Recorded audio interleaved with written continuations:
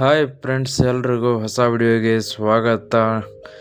India versus New Zealand second T20 ಮ್ಯಾಚ್ಗೆ ಒಂದು ಬೆಳಗ್ಗೆ ದೊಡ್ಡ ಬದಲಾವಣೆ ಮಾಡಿದೆ ಅಂತಲೇ ಹೇಳ್ಬೋದು. ನಮ್ಮ ಟೀಮ್ ಇಂಡಿಯಾ ಒಂದು ಪ್ರೆಸ್ ಕಾನ್ಫರೆನ್ಸಲ್ಲಿ ಸೂರ್ಯಕುಮಾರ್ ಅವರು ಏನೆಲ್ಲ ಹೇಳಿದ್ದಾರೆ ಅದನ್ನೆಲ್ಲ ಸಂಪೂರ್ಣವಾಗಿ ತಿಳ್ಕೊಂಡು ಬರೋಣ.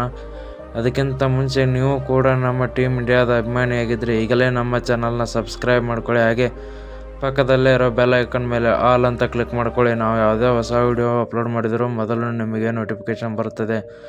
ಮೊದಲನೇದಾಗಿ ನೋಡೋದಾದರೆ, ಒಂದು ಸುಳ್ಳು ಸುದ್ದಿ ಹರಿದಾಡುತ್ತಿತ್ತು. ಸಂಜು ಸ್ಯಾಮ್ಸನ್ ಅವ್ರನ್ನ ಹಾಗೆ ಶಿವಮ್ ದುಬೆ ಅವ್ರನ್ನ ಒಂದು ಆಚೆ ಇಡ್ತಾರೆ ಅಂತ ಹೇಳಿ. ಬಟ್ ಅದಕ್ಕೆಲ್ಲ ಒಂದು ನಮ್ಮ ಟೀಮ್ ಇಂಡಿಯಾದ ಕ್ಯಾಪ್ಟನ್ ಆಗಿರ್ತಕ್ಕಂಥ ಸೂರ್ಯಕುಮಾರ್ ಅವರು ಕ್ಲಾರಿಟಿ ಕೊಟ್ಟಿದ್ದಾರೆ. ನಾವು ಏನನ್ನೂ ಕೂಡ ಒಂದು ಚೇಂಜ್ ಮಾಡಲ್ಲ, ಪ್ಲೇಯಿಂಗ್ 11ನಲ್ಲಿ ಏನೂ ಚೇಂಜ್ ಮಾಡಲ್ಲ, ಇದೇ ಥರ ಪ್ಲೇಯಿಂಗ್ 11 ಇರುತ್ತೆ. ಹಾಗೆ ಸಂಜು ಸ್ಯಾಮ್ಸನ್ ಅವರು ಕೂಡ ಇರ್ತಾರೆ. ಹಾಗೆ ಅವ್ರ ಜೊತೆ ಅಭಿಷೇಕ್ ಶರ್ಮಾ ಅವರು ಅವರೇ ಓಪನ್ ಮಾಡ್ತಾರೆ.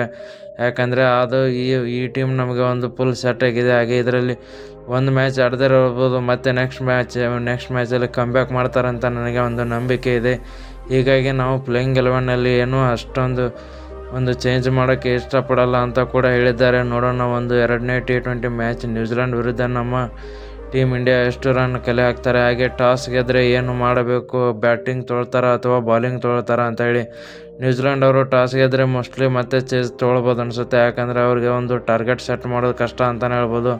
ಹಾಗೆ ನಮ್ಮ ಟೀಮ್ ಇಂಡಿಯಾ ನೋಡೋದಾದರೆ ಬ್ಯಾಟಿಂಗಲ್ಲಿ ಆಗಿರ್ಬೋದು, ಬಾಲಿಂಗಲ್ಲಿ ಆಗಿರ್ಬೋದು ಒಂದು ಬೆಂಕಿ ಪರ್ಫಾರ್ಮೆನ್ಸ್ ಕೊಡ್ತಿದೆ ಅಂತಲೇ ಹೇಳ್ಬೋದು.